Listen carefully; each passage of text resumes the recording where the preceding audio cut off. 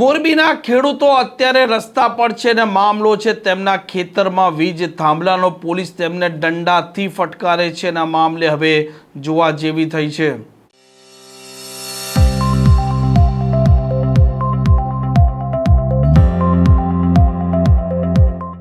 નમસ્કાર, આપ જોઈ રહ્યા છો હોટલાઇન ન્યૂઝ અને હું છું આપની સાથે તોફિક ગાંચી। મોરબીમાં જે પ્રકારે ખેડૂતોના ખેતરમાં વીજ થાંભલા નાખવામાં આવી રહ્યા છે તેને લઈને તે સતત વિરોધ કરી રહ્યા છે, આંદોલન કરી રહ્યા છે અને હવે પોલીસે તેમને ફટકારવાની શરૂઆત કરતા મામલો છે તે હવે બીચક્યો છે અને ખેડૂતો પણ હવે આવેદનપત્ર આપવા માટે જઈ રહ્યા છે કલેક્ટર પાસે અને તે પૂરતા વળતરની માંગણી પણ કરી રહ્યા છે અને ખાનગી વીજ કંપનીઓ જે પ્રકારે તેમના ખેતરમાં વીજ થાંભલા નાખી રહ્યા છે તેનો પણ તે વિરોધ દર્શાવી રહ્યા છે અને પોલીસ આ ખેડૂતો આ મહિલાઓ છે તેમને ફટકારી રહી છે। સ્થાનિક લોકોનો આક્રોશ હતો અને વીજ કંપની સામે આક્રોશ છે। છેલ્લા 7 દિવસથી ધરણા છે। લોકોનું એ પણ કહેવું હતું કે કાંતિભાઈ અહીંયા સુધી કેમ આવ્યા નથી 7 દિવસ થયા। હું 7 દિવસ પહેલાં અમે મારા બધા ભાઈઓ ભત્રીજો બધાએ લગભગ 100 જણાને મિટિંગ કરી હતી। ત્યારે કંપનીના અધિકારી પોલીસ સાથે મિટિંગ કરીને ગયો હતો અને મિટિંગમાં થોડીક માંગણી બેયની સંતોષકારક ન થઈ એટલે એ મિટિંગ માન્ય ન રાખ્યું અને હું બીજેથી બોમ્બે ગયો 3 દી બોમ્બે સારવાર માટે। મારે દર 20 દીએ જે ડોઝ લેવાનો હોય એટલે બોમ્બેથી આવી અને 2 દિવસ થયા હું આ જ કામમાં અને અહીંના અમારા બધા ભાઈઓ ભત્રીજાએ કોન્ટેક્ટમાં રહી અને 2 મુદ્દા હતા, એક પાણીના અને આના। એમના મુખ્યમંત્રી હર્ષભાઈ બે અધિકારી યારે એમને મિટિંગ થઈ, અહીંથી કલેક્ટરને બધાને બોલાવ્યા હતા અને એ રજૂઆતના આધારે 2 દી અહીંયા રોકાણો હતો અને આ 6ઠા દીએ હું આજે અહીંયા આવ્યો અને એ મારું ગામ છે, એમનો ઉકળાટ હોય એના હું ભેગો હોય। આ રાજ્યના મુખ્યમંત્રી પણ અમારી સાથે મિટિંગ કરી હતી, પોઝિટિવ છે, હર્ષભાઈ પોઝિટિવ છે અને જરૂર પડે તો અમે કેન્દ્રમાં અમારા ભાઈ શ્રી અમારા નરેન્દ્રભાઈ વડાપ્રધાન એમને પણ અમે રજૂઆત કરી અને કઈ રીતે ખેડૂતનો પ્રશ્ન હલ થાય એના માટે અમારી પૂરેપૂરી તૈયારી છે। પોલીસે માર માર્યો, નાના બાળકોને ડિટેન કરવામાં આવ્યા અને મંત્રીનું ખુદનું ગામ હોવા છતાં પણ પોલીસ જ્યારે ઘસડીને લઈ જાય છે લોકોને તો એમાં આક્રોશ છે લોકોનો। પહેલાં હા બ્રો, બધી બાબતમાં હું મારા બધાયના કોન્ટેક્ટમાં હતો, લઈ ગયા એને પાછા મૂકી ગયા।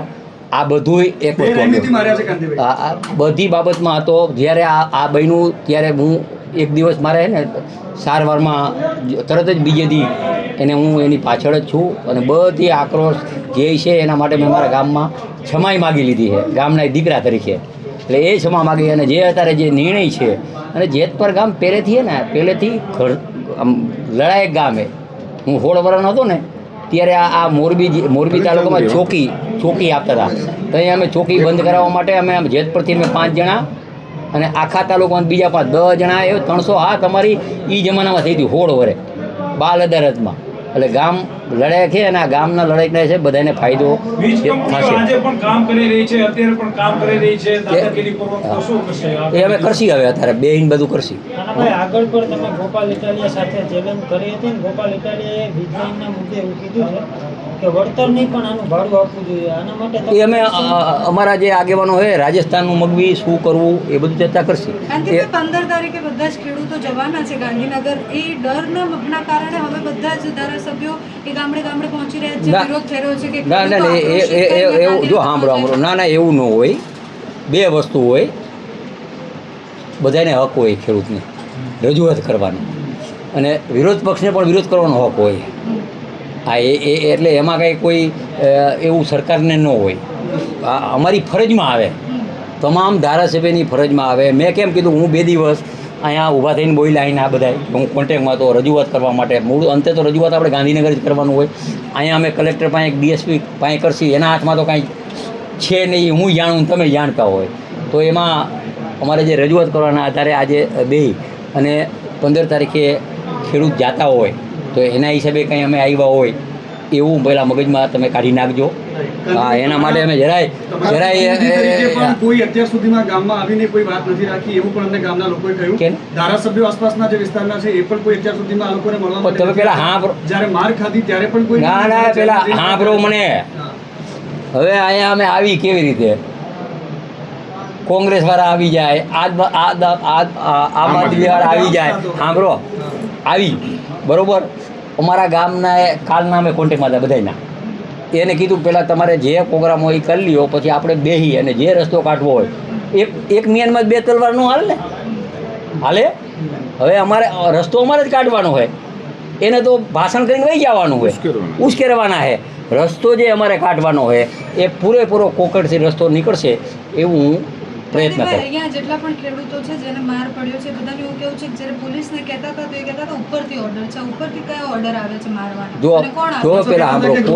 પેલા સાંભળો છો આજથી લગભગ 7 દીથી હાલે. 7 દિવસમાં હું છે નહીં 2-3 જણાના કોન્ટેક્ટમાં હતો. એ કહેશે પાછા લઈ ગયા મૂકવામાં કયો તમે ભાઈ, તમે કહો હું નહીં મારું. આપણે મંત્રી સાહેબ જ સતત પોલીસ સ્ટેશનમાં કોન્ટેક્ટ કરાવી ફોન કરી અને બધાને જવા દેવામાં આવતા હતા. પાછા એ મૂકી જવાના એમનો કરે. ગુનો શું? 3 દિવસ પહેલા જ્યારે ખેડૂતોને ડિટેન કર્યા હતા, એક દીકરા સાથે વાતચીત કરતા કહ્યું કે આ દીકરો બાહોશ છે. એનો ગુનો શું છે? જો 10 વર્ષનો તમારા જ ગામનો દીકરો પોલીસ ડિટેન કરીને જાય તો એના કરતા કાયદાની પણ એમાં શું હોય, હું રોડ વરે જીવ તો હવે અમારો દીકરો મજબૂત થશે. એ છોકરાને ડિટેન નથી કરવામાં આવ્યો. પેલા સાંભળો કયો છોકરાને ડિટેન એનો ભત્રીજો થાય. આવ્યા, એના મમ્મી સાથે ગયો છે છોકરો, એટલે એ એનો ભત્રીજો થાય. મારો ભત્રીજો જ છે, એટલે કોઈ ડિટેન કરવામાં નથી આવ્યું. કાંતિભાઈ, મૂળ મુદ્દે આ બધી જે ચર્ચા થઈ, આવતીકાલે આ મુદ્દો ઉકેલાય એના માટે તમે શું કરવાના છો અને ભવિષ્યમાં શું કરવાના એની વાત કરી. આવતી અત્યારે બેસીને બેન આવતીકાલ મીટિંગ કરશે. કાલ કોની સાથે મીટિંગ શું એ વાત કરવી? એક જ માંગ છે કે કામ બંધ થવું એ જોઈએ. કરી હજી એમ કઈ નિર્ણય બેન નો આવી જાય. પણ ગ્રામજનો ના ના, એ અમારે ચર્ચા કરવી જોઈએ, પછી કરીને વાત કરી, ટાઈમ લઈ અને વાત કરી એટલે હજી બે ને બે વાત કરી. ત્યાં સુધીમાં અત્યારે શું નિર્ણય લેવો છે? કે ને અત્યારે શું અત્યારે અમે બે છીએ અમે અમારા અને ડેમેજ બધા. કંટ્રોલ કહી રહ્યા, મતલબ ડેમેજ કંટ્રોલ કહી શકાય ના ના કે આજે ના ઉગ્ર વિરોધ થઈ ના રહ્યો છે. ના ભાઈ, ડેમેજ કંટ્રોલ હોય જ નહીં અહીંયા કાંઈ. હું અલગ છું, પેલા રાજકીય માણસ નથી ભાઈ, તમે મારો પરિચય નથી. મારો પરિચય ના ના ના ન હોય ન હોય ન હોય ન. હું રાજકીય માણસ નથી. સાચી વાતમાં આજથી 97માં મોરબી યાર છે ને, અહીં બહેનું હોય ને, હા હા ખબર છે. હા, એ કેના અમે લેડો તો જાણી લ્યો ગામમાં, ત્યાં પણ હું આજીવન કેદમાં ગયો હતો. સાચી વાતમાં 97માં. એટલે હું કોઈ એવું રાજકીય ડેમેજ માટે આવ્યો નથી. મારા ગામના પનોતો પુત્ર હોવા ગામનો ખેડૂતને ફાયદો થાય, સરકારમાં સાચી વાત પહોંચે અને સરકાર પોઝિટિવ ખેડૂતને ફાયદો થાય એના માટે આવ્યો. કાંતિભાઈ, અહીંયાની આજુબાજુના ગામમાં પણ ઘણા બધા ખેડૂતો એવા છે જેમને ત્યાં વીજ પોલ નખાઈ ગયા છે પણ હજી સુધી વળતર નથી મળ્યું. એ બધાય મુદ્દા લેવાના એ બધા. ના, નેતાઓ ત્યારે આવીને વાયદા કરીને જતા હતા પણ પછી અત્યારે ખેડૂત ત્યાંના ત્યાં જ છે. તો આ એ તો ગંદી એ તો સ્થિતિ નહીં થાય તો શું? એ કોણ નેતા જીયાઓ શું કાંઈ કાંતિભાઈ, તમે જ જીતો છો અહીંયા કેટલાય ટાઈમથી. ના, પણ એ મારા વિસ્તારમાં એ મને કોઈ એમ કે કાનાભાઈએ વાયદો કર્યો હોય. નહીં, કચ્છનો દાખલો છે કાંતિભાઈ. 15 વર્ષ પહેલા વીજ પોલ નાખવામાં આવ્યા હતા, હજી સુધી એનું ખદ્યું નથી મળ્યું. ખેડૂતોનો એ પણ આરોપ છે કે જ્યાં કચ્છમાં હું અહીંયાનો પ્રભારી હું, મારા પાસે કોઈ લેખિત આવ્યું નથી. ઓકે. હું અહીંયાનો પ્રભારી કચ્છનો, અને આવ્યું હોય છે સાંભળો કચ્છના પ્રભારી તરીકે, રાજ્યના મંત્રી તરીકે કચ્છમાં 15 વર્ષ પહેલાંનું વળતર નહીં આવ્યું હોય ને તો હું દેવરા વિશેની ખાતરી આપું.